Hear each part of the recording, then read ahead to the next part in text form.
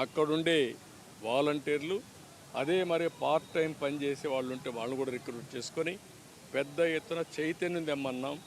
పెద్ద ఎత్తున ఎట్లా టెక్నాలజీ అందరూ ఉపయోగించుకుంటున్నారు.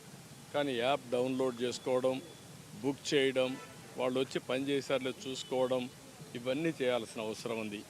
అలాంటివన్నీ చేశాం. నేను ఒకటే, ప్రతి ఒక్క సంక్షోభం ఒక అవకాశాన్ని ఇస్తుంది. ఇది ఒక సంక్షోభం విజయవాడలో. దీన్ని ఒక అవకాశంగా తీసుకొని టెక్నాలజీ కూడా ఉపయోగించి భవిష్యత్తు రాబోయే రోజుల్లో మనందరం గుర్తుపెట్టుకుంటే ఫ్లెక్సిబుల్ వర్కింగ్ వస్తుంది. ఫ్లెక్సిబుల్ వర్కింగ్ అంటే నాకు నచ్చిన సమయంలో నేను పనిచేస్తాను, వాళ్ళకి అవసరమైనప్పుడు మనుషులు కావాలి. ఈ రెండు మ్యాచ్ చేయడానికి టెక్నాలజీ ఉంటుంది. ఒక డ్రైవర్, ఒకప్పుడు ఒక అతనికి తెల్లవారితో స్కూల్కి పోవాలి, డ్రైవర్ కావాలి. ఎయిర్పోర్ట్కి పోవాలి, డ్రైవర్ కావాలి. 2 గంటలే కావాలి, ఆ 2 గంటలకే డ్రైవర్ కావాలి. ఆ టైంలో కొంతమందికి వీలుంటుంది, వాళ్ళవి పని చేసుకుంటారు. అదే మరి ఒక వీళ్ళే కాకుండా ఇంట్లో కూర్చొని పని చేయడానికి ఒక ఆడబిడ్డ పని చేస్తుంది, వంట చేస్తుంది, చేసిన తర్వాత కొంత టైం ఉంటుంది. ఆ టైంలో ఫ్రీగా ఉంటే ఒక 4-5 గంటలు పని చేసుకుంటే ఆన్లైన్లో ఒక 20,000-30,000 రూపాయలు సంపాదించే పరిస్థితి వస్తుంది. ఇలాంటివన్నీ కూడా రాబోయే రోజుల్లో ఉండే మార్పులు, వచ్చే మార్పులను ముందుగానే అనలైజ్ చేసి ఎక్కడికక్కడ ఇక్కడుండే సంక్షోభాన్ని ఒక అవకాశంగా తీసుకొని వీళ్ళకి తాత్కాలికంగా నేనేం చేయగలుగుతాను. ఇండ్లకు డబ్బులు ఇవ్వాలి, ఇవ్వకపోతే వీళ్ళు నిలదొక్కోలేరు. మొదటి అంతస్తులో ఉండేటి అన్నీ పోయినాయి. రెండో అంతస్తులో ఉండే వాళ్ళు కూడా చాలా వరకు నష్టపోయారు. 10 రోజులు పనే లేదు వాళ్ళకు కూడా. మూడోది షాపులు ఉన్నాయి, తోపుడు బండ్లు పోయినాయి, చిన్న షాపులు పోయినాయి, చిన్న కిరాణా కొట్లు పోయినాయి. ఇంకా అనేక ఎలక్ట్రికల్ షాపు కానీ, ఎలక్ట్రానిక్ షాపు కానీ, జిరాక్స్ మిషన్లు పెట్టుకున్న వాళ్ళు కానీ, చిన్న పెద్ద అందరూ పోయారు. అవన్నీ ఎన్యూమరేట్ చేయమన్నా. మళ్ళా లోన్ ఇప్పించాలి, వడ్డీ లేని రుణాలు కానీ, రుణాలు వాళ్ళ భారం తగ్గించి ఏం చేయాలని అది కూడా చేయాలి.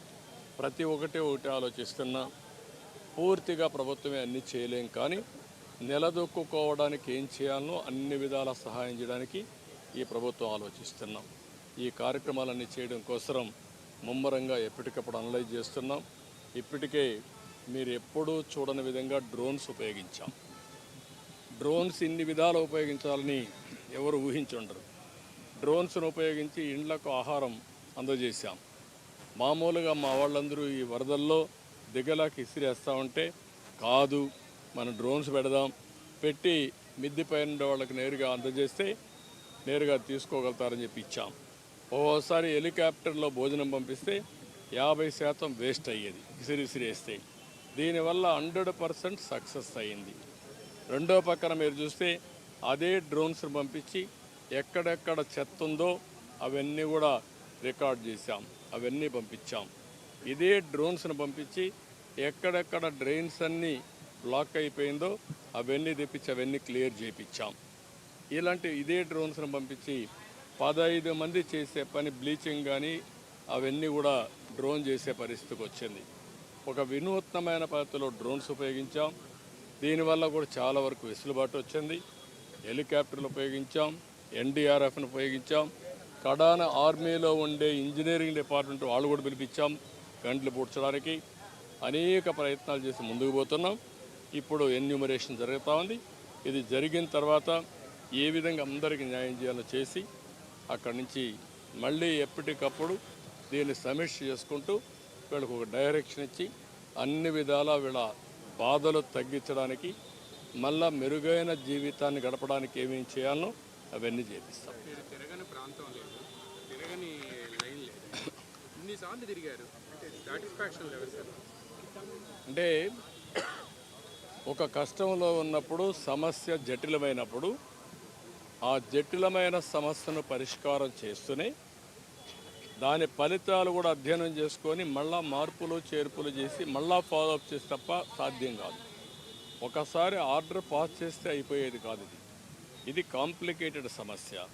మీరు ఒకసారి చూశారు, నేను ఒక పక్క గండ్లు పూడ్చే కార్యక్రమం అప్పచెప్పాం. వాళ్ళు ఏం చేస్తున్నారు నిమిషం చూశాను. టౌన్లో ఎంత వాటర్ ఉందో నేను అధ్యయనం చేశాను. పాసార్ ల్యాబ్ ద్వారా లేటెస్ట్ టెక్నాలజీస్, సెటిలైట్ ఉపయోగించాం, డ్రోన్స్